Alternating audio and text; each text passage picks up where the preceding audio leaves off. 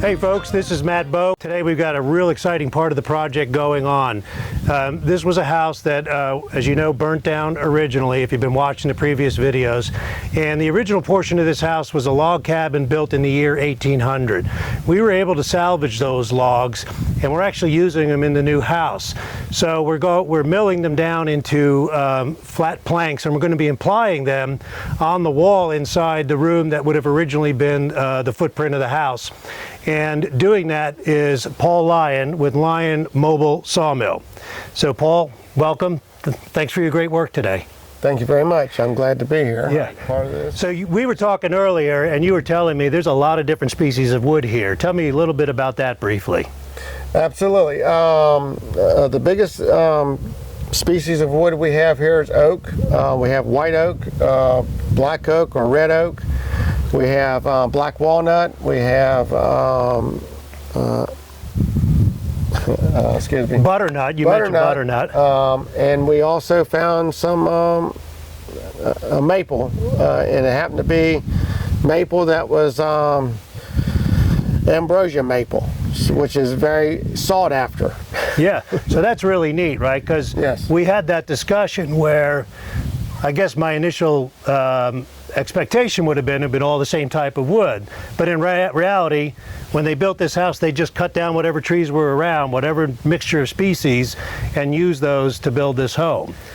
Correct. When this house was built, you didn't have a sawmill handy. You picked out the logs after you cut them, you brought them to site, you prepped them, and you built the house that way. And that's generally how houses were built then. Right. So what's really going to be interesting now as we mill these and cut these into thinner slabs that we can apply, we're going to see a lot of different species. The graining is going to be different, and the coloring is going to be different. We think it's going to add a lot of interest. And then you and I were talking because you're helping us kind of identify what you think might be a good mantle. So we're going to take one of these logs here, and instead of cutting it into slabs, we're going to use it to make a really kind of heavy, rustic looking timber mantle for the fireplace that we salvaged. Correct. Correct. So this is a really this piece of machinery can do a lot as far as milling. You're not limited. You can do some pretty robust, comprehensive type milling of products on site, on a client's site. So we're going to take a minute here to set up and show you what it's like running these logs through the mill and how we are going from these full thickness logs into the thinner planks that we're going to be applying to the wall. So let's take a look at that now.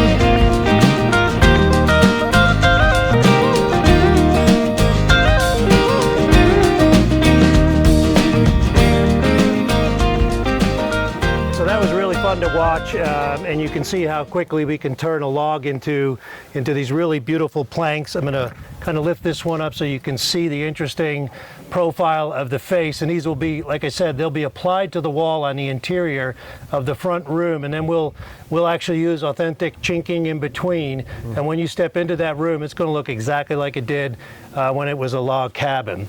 So Paul, thank you very much for taking the time to let us talk to you about this and film it. And why don't you tell our viewers how they can reach you, the name of your company and how they can reach you. Lyon Mobile Sawmill. It's at 540-822-5251. Please leave message. And Paul, you also mentioned that you travel. I mean, it's not just Northern Virginia. You'll do Maryland, you can do Pennsylvania. Baltimore area. We've been down to Luray, we're willing to travel. Hence the name, mobile sawmill. That's the name, mobile. Yes. Folks, if you need someone who really knows their wood and knows how to maximize what they get out of the timber that might come off of your property, please call Paul. He and his son Wes will be happy to come and talk to you.